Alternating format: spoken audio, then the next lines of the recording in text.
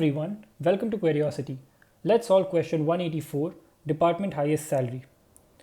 The question asks us to write a SQL query to find employees who have the highest salary in each of the departments. We are free to return the result table in any order. So the question seems fairly straightforward, but let's look at the example provided to try and understand the different input tables that are given to us. So first we have the employee table. This table consists of information regarding each employee, such as the salary of the employee, the department to which they belong. And second, we are given the department table, which consists of information about the ID of the department and its corresponding name. The first observation we can make is that we would need to join both of these tables because there's information in both of these tables which is relevant to finding the desired output. So we need the name from the department table, we need the name from the employee table, we also need the salary from the employee table. So let's start writing the SQL query by joining both of these tables. So I'm going to say select star using star as our placeholder from the employees table, and I'm going to left join it on the departments table. And the way I'm going to join it is using department ID as a link.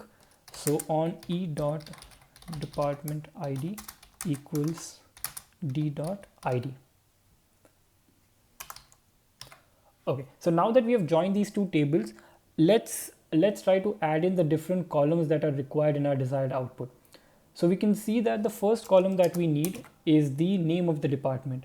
So I'm going to say d.name, alias it as department, since that is what is required. The second column that we need is the name of the employee. So I'm going to say e.name, alias it as employee. And last but not the least, we need the salary. So I'm going to say e.salary as salary.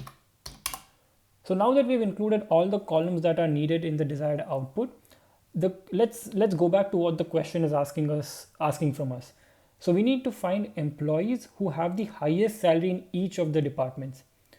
So to achieve this, what we can do is we can group all the employees based on their departments, and within each group we can order the employees in descending order.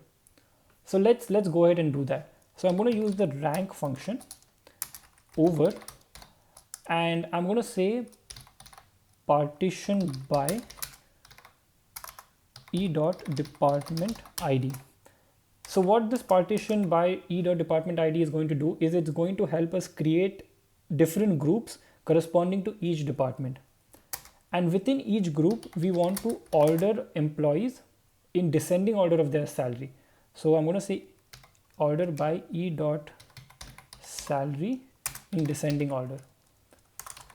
So once we have done this, we want to assign ranks to each of those employees. So the employee within a particular department with the highest salary, so that employee who has the highest salary within one department would be given rank 1, and so on.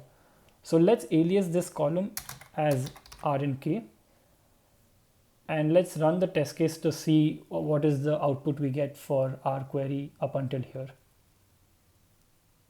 Okay, so we see that there are two groups of departments. So the first group has 3 employees, and this is the IT department, where we see that the employee Jim and Max, who both have the same salary, have been given a rank 1, because that's how the rank function works.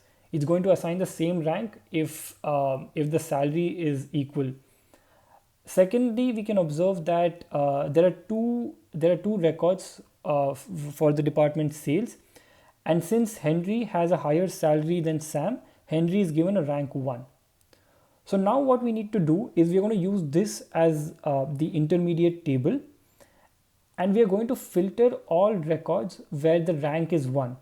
So this is going to help us find employees within each department who have the highest salary.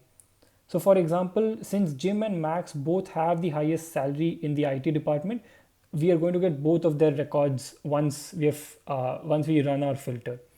So, and that is what is expected. As we can see in the desired output, Jim and Max are both included despite them being both from the IT department, because they have the same salary. So what I'm going to do is, first let me create a common table expression.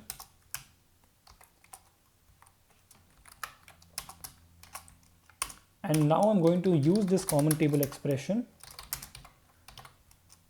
to filter only the records where the rank is 1.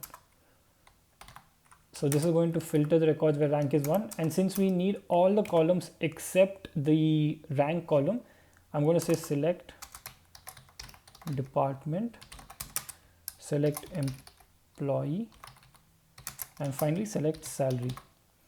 So we're selecting all columns from our intermediate table, from this table, except the rank column, and we're filtering this where to find only the records where the rank is 1. So let's go ahead and see if our test case passes. Okay, great. The test case is passed. Let's go ahead and submit our solution. Okay, great. So all the test cases have passed, and this is how you solve the question. Thank you, everyone.